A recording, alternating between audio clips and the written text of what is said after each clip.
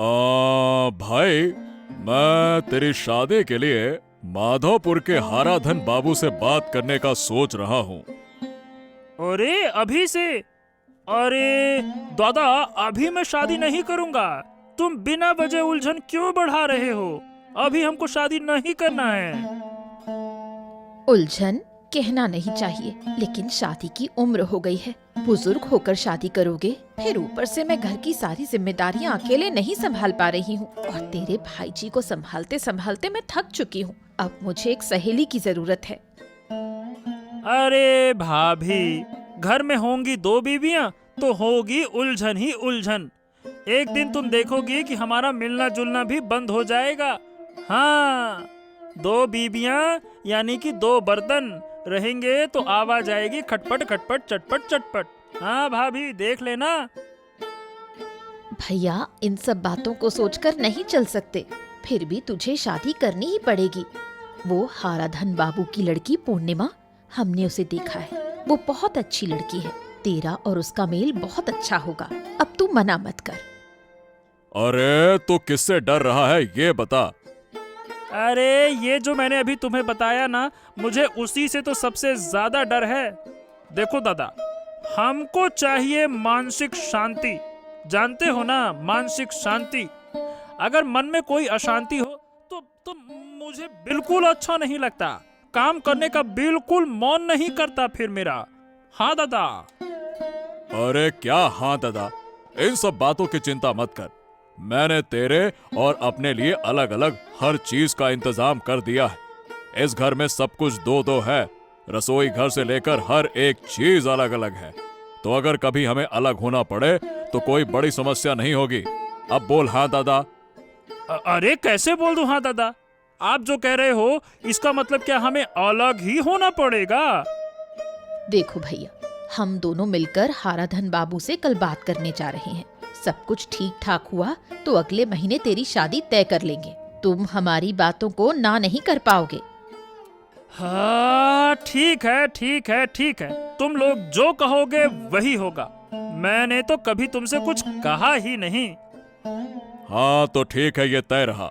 कल तू दुकान संभाल। हम सुबह हाराधन बाबू के घर जाकर रिश्ता पक्का करके आते हैं, ठीक है ना? हाँ।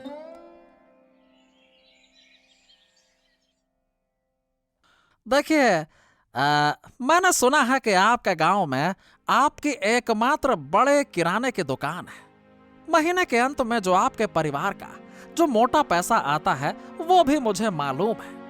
पर आपके पास कितनी जमीन, कितनी जायदाद है, ये भी तो देखना जरूरी है। ये थोड़ा मेरी समझ में नहीं आ रहा है। हाँ हाँ, बिल्कुल बिल्कुल। देखिए, हमारे पास कुल मिलाकर 4 बीघा जमीन है। फिर भी भविष्य में हम दोनों भाई और जमीन खरीदने का प्लान कर ही रहे हैं, तो काफी सारी चीजें हैं। हाराधन बाबू, आपकी बेटी हमारे घर आई तो वो राजकुमारी की तरह रहेगी। आपकी बेटी को किसी चीज की कोई परेशानी नहीं होगी।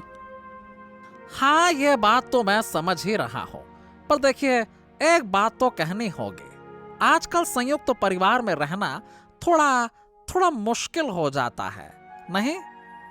हाँ हाँ हाँ, मैं समझ सकता हूँ आप क्या कहना चाहते हैं। तो मैं आपको बता दूं कि हमने ये भी ध्यान रखा है, परिवार बड़ा होने की वजह से हमें सब कुछ अलग अलग और दो दो करके रखना पड़ा है। तो आप निश्चिंत रहिए, ऐसा मत सोचिए। नहीं नहीं नहीं नहीं नहीं, हम ऐसा नहीं सोच रहे हैं। मतलब मेरा कहने का यह है कि भविष्य में अगर कोई मन मुटाव हो तो क्या होगा, मैं ये सोच रहा था।